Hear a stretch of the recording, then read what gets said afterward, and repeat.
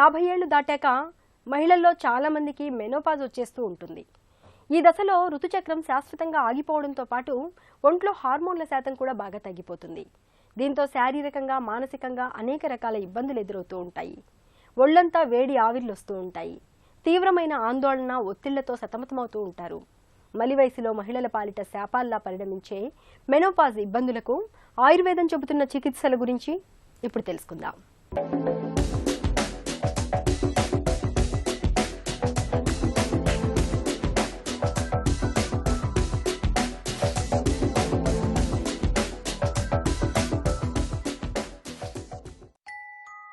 స్త్రీ జీవితంలో సుదీర్ఘకాలం పాటు కొనసాగిన ఋతుచక్రం శాశ్వతంగా ఆగిపోతున్న దశలో శారీరకంగా మానసికంగా అనేక చిక్కుల్ని తెచ్చిపెడుతుంటుంది.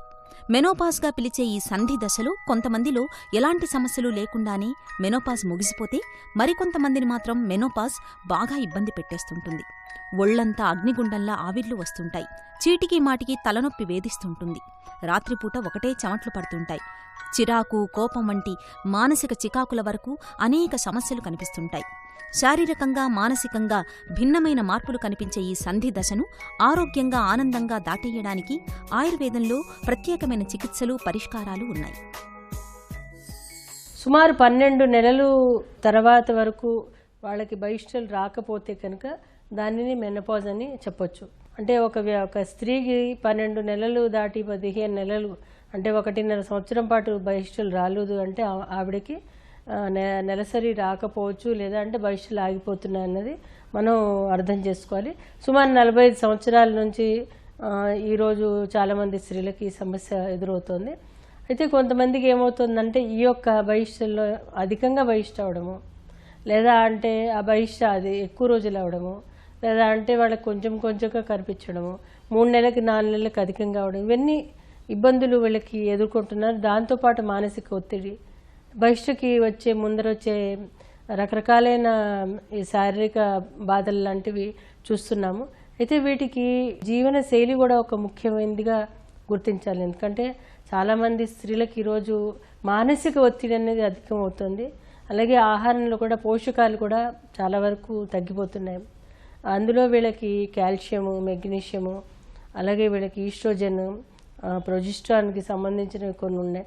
అవి తగ్గడం ద్వారా కూడా ఈ యొక్క హార్మోన్స్ తొందరగా తగ్గిపోవడము లేదా మెనోపాజ్ దశకి చేరడం లాంటిది జరుగుతుంది. కాబట్టి వీళ్ళు ముందుగానే వీళ్ళ లక్షణాలు వచ్చినప్పుడు దానికి సరిపడా జాగ్రత్తలు తీసుకోవాలి. ముఖ్యంగా ఆహారపరంగా వీళ్ళకి ఎక్కువ చిక్కుడు సంబంధమైనవి, సోయా సంబంధమైనవి, అలాగే కాల్షియం సంబంధమైనవి అంటే పాలు, పాల పదార్థాలు, పెరుగు, మజ్జిగ లాంటివి అధికంగా తీసుకోవడము, ఒమేగా 3, ఒమేగా 6 ఫ్యాటీ యాసిడ్స్ అధికంగా ఉన్న చేపలు లాంటివి తీసుకోవడము, అలాగే నూనెల్లో ఆలివ్ ఆయిల్ చాలా మంచిది, అలాగే ఫ్లాక్సీడ్ ఆయిల్, ఫ్లాక్సీడ్స్ అంటే అవిసె నూనె లాంటివి తరచూ తీసుకోవడం ద్వారా కూడా ఈ యొక్క మానసిక ఒత్తిడి, అలాగే ఈ యొక్క హార్మోన్ ఇంబ్యాలెన్సెస్ చాలా మటుకు సెటరేట్ అయ్యి వాళ్ళకి సాధారణంగా మెనోపాజ్ ఇబ్బంది పడకుండా వాళ్ళకి జరగడానికి అవకాశం ఉంటుంది. ముఖ్యంగా ఏంటంటే వ్యాయామం లాంటివి చాలా ముఖ్యం.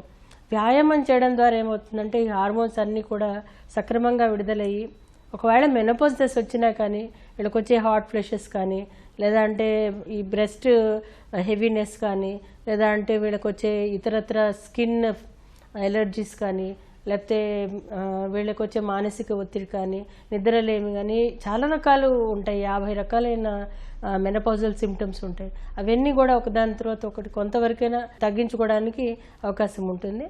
ఇలా కాకుండా కొంతమంది వ్యాయామం చేయలేము అనుకుంటే కనుక వాళ్ళు అట్లీస్ట్ మెడిటేషన్ లాంటివి చేయడం ద్వారా ఒక 10-15 నిమిషాలు రోజుకి మెడిటేషన్ కానీ యోగా లాంటివి చేయడం ద్వారా కూడా ఈ సమస్య నుంచి బయటపడవచ్చు.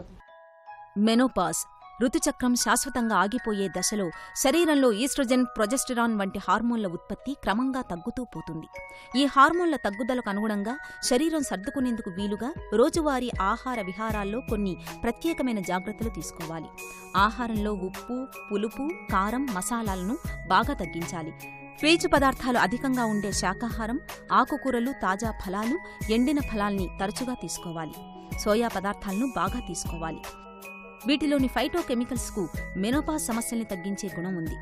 ఇక ఫ్రైలు, డీప్ ఫ్రైలు, జంక్ ఫుడ్కి ఎంత దూరంగా ఉంటే అంత మంచిది. రోజు మొత్తంలో నీళ్లను ఎక్కువగా తాగుతుండాలి. చెరకు రసం, కొబ్బరి నీళ్లు, వెజిటబుల్ జ్యూసులు, ఖర్జూరం, పాలు, పెరుగు వంటివి మెనోపాజ్ ఇబ్బందుల్ని బాగా తగ్గిస్తాయి. ముడిబియ్యంతో వండిన అన్నం మంచిది. తగినంత కాల్షియం కోసం రాగులు, నువ్వులు, పాలు, పాల పదార్థాలను ఎక్కువగా తీసుకుంటూ ఉండాలి. సొంఠి, ధనియాలు, జీలకర్ర ఈ మూడింటిని కషాయంలాగా కాచుకుని రోజుకి 2 పూటలా తీసుకుంటే మెనోపాజ్ ఇబ్బందులు చాలా వరకు అదుపులోకి వస్తాయని చెబుతారు డాక్టర్లు.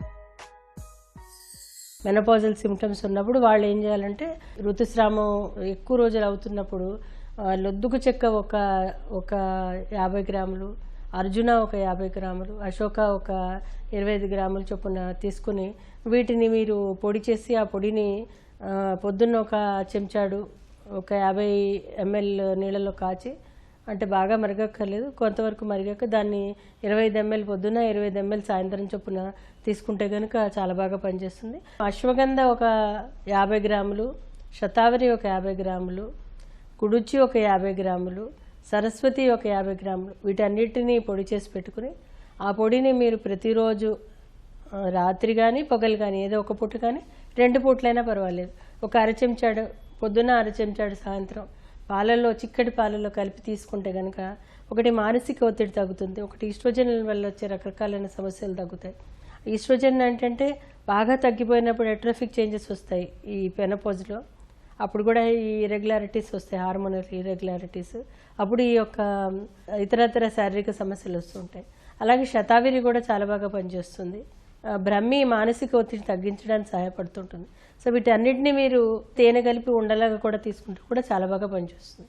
చికిత్స విషయానికి వచ్చేసరికి ఆ స్త్రీ అవస్థను బట్టి, ఏజ్ని అంటే వయసుని బట్టి, వాళ్ళ యొక్క ఏ విధంగా సమస్యకి లోనవుతున్నారనే సందర్భాన్ని బట్టి చికిత్స చేయవలసిన అవసరం ఉంటుంది. ముఖ్యంగా వీళ్ళకి వచ్చే ఈ యొక్క లక్షణాలు ఏ విధంగా ఉన్నాయో చూసుకుని దాన్ని చికిత్స చేస్తుంటాం. ముఖ్యంగా ఇందులో ఏంటంటే కళ్యాణఘృతం అని, అలాగే ప్రవాడ పిష్టి అని, ముక్తా పిష్టి అని, కామదూగ రస్ అని, లఘుసూత శేఖర రస్ అని, అలాగే అశోక అని, శతావరిని రొటీన్ మెడిసిన్ కాకుండా వాళ్ళ యొక్క ఇతరత్ర లక్షణాలు ఏవైతే ఉన్నాయో వాటిని చూసుకుని వాటిని కూడా ఒక కాంబినేషన్ కింద చికిత్సలో భాగంగా ఇస్తే కనుక చాలా బాగా పనిచేస్తాయి. ఎందుకంటే ఎప్పుడైతే స్త్రీకి మనం సహజంగా ఈ యొక్క మందులు ఇస్తున్నామో అప్పుడు వాళ్ళు సహజంగానే వాళ్ళ సమస్యలని తగ్గించుకోగలుగుతారు. ఎందుకంటే ఈ యొక్క సమస్యలు ఏమవుతుందంటే మానసిక ఒత్తిడి అనేది అధికంగా ఉంటుంది, శారీరకంగా ఈ రకరకాలైన మార్పులు వస్తూ ఉంటాయి. కాబట్టి వీటికి మందుల ద్వారా చికిత్స చేసినప్పుడు త్వరగా కోలుకోవడం,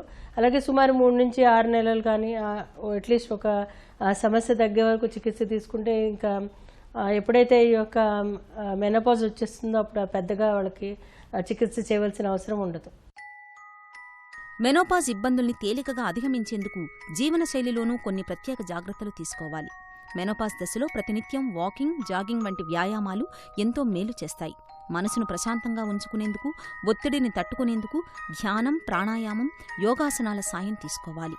మెనోపాజ్ ఇబ్బందులు ఎంతకీ తగ్గనప్పుడు శిరోధార చికిత్స, శతావరి, సరస్వతీ లేహ్యం, పునరనవాది మండూర, బోలబద్ధరస వంటి ఔషధాలను నిపుణుల పర్యవేక్షణలో కొంతకాలం పాటు వాడుకుంటే మంచి ఫలితం. Health news